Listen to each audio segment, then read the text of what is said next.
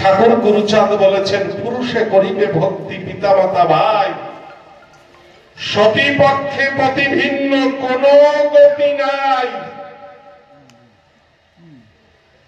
যদিও কেউ প্রণাম দেয় এসে, তাহার কাছে অগ্রভাগে হাত জোর করে সে প্রণাম পৌঁছে দিতে হয় ঠাকুরের পায়ে।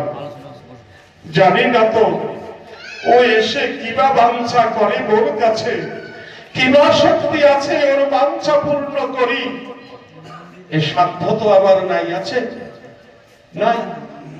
তাহলে সে প্রণাম, যার প্রণাম তার কাছে পৌঁছে দাও।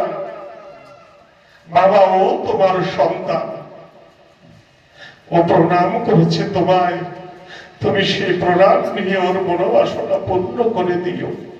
এইটুক শুধু বলা যায়, প্রণাম হজম করা যায় না, অত সোজা না।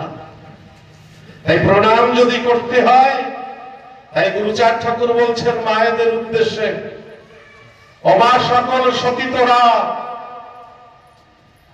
তোদের প্রণাম নেওয়া অত সোজা কথা নয় রে। পুরুষ ভক্তদের বলছে, ওরে তোরা বহু দোষে দোষী,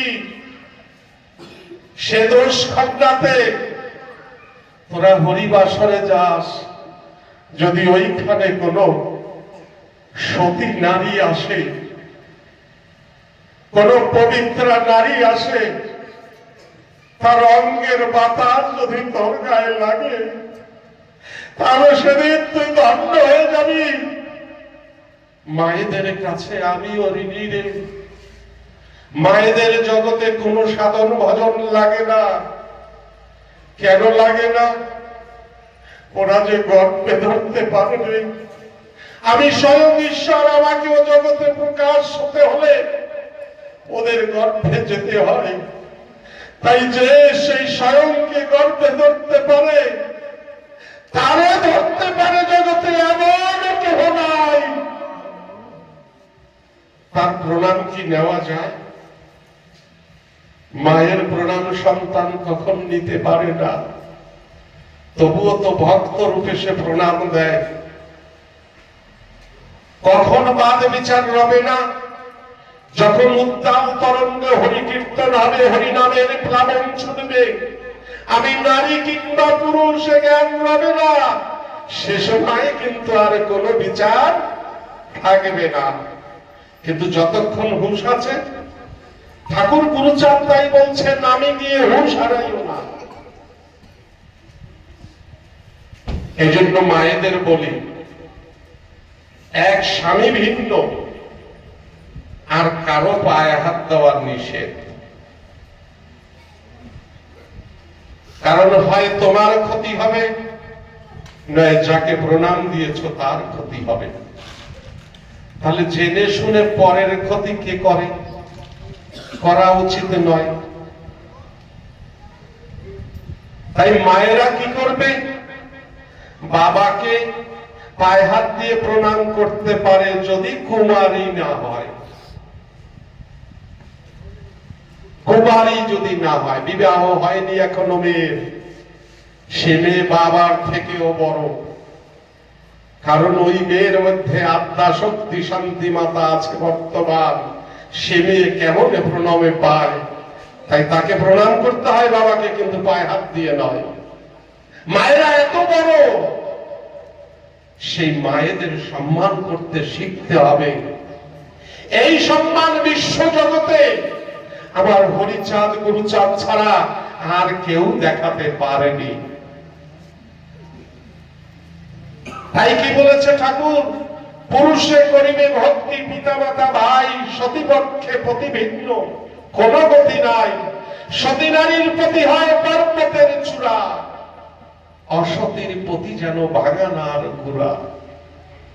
একজন মা পারে একজন পুরুষকে ভক্তি পথে নিতে, একজন মাই পারে একজন পুরুষকে নরকে ঠেলে দিতে। তাই মায়েদের সব থেকে বড় ভূমিকা আছে এই জগৎ সারাতে।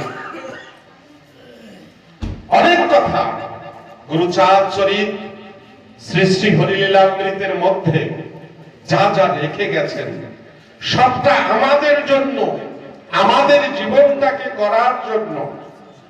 আমরা যারা এসে গেছি তারা আর কিছু সারাতে পারবো না, পুতুল গড়ানো হয়ে গেছে, কিন্তু সেই পুতুলটাকে একটু সাজাতে পারবো। গড়ানো যা হয়ে গেছে গড়ানো হয়ে গেছে, সেটা সাজানো যায়। তাই কি দিয়ে সাজাতে হবে? আমার হরিগুরু চাঁদের আদর্শ দিয়ে সাজাতে হবে। এই জগতে এই যে যত ভক্তরা আমরা এসেছি, আমাদের প্রত্যেকের সংযোগ আছে ঠাকুরের সাথে, প্রত্যেকের। ঠাকুর বলছেন মতুয়া ভাই ইহকালের ভাই পরকালেরও ভাই, তাই না? যদি এই কথা জানি তাহলে শুধু শুধু একজনের প্রতি সে নয়তো একটু দোষ করেছে, তাই সঙ্গে সঙ্গে তার সাথে ক্রোধভাব দেখাতে পারি? পারি কি? পারি। তাহলে প্রত্যেকের ঘরে যদি প্রত্যেকে সংযত হই, তাহলে আমাদের ঐক্য থাকতে আর কোনো সমস্যা থাকবে? থাকবে না। একটা কথা মনে রাখতে হবে, এই জাতির উৎখাতে আমাদের ছাড়া অন্য কোন সম্প্রদায় বা অন্য কোন জাতির মানুষ আমাদের কিন্তু সহযোগিতা করে না। আমরাই আমাদের করেছি। কখন থেকে পেরেছি? যখন থেকে বাবা গুরুচাঁদের আবির্ভাব হয়েছে। বাবা গুরুচাঁদ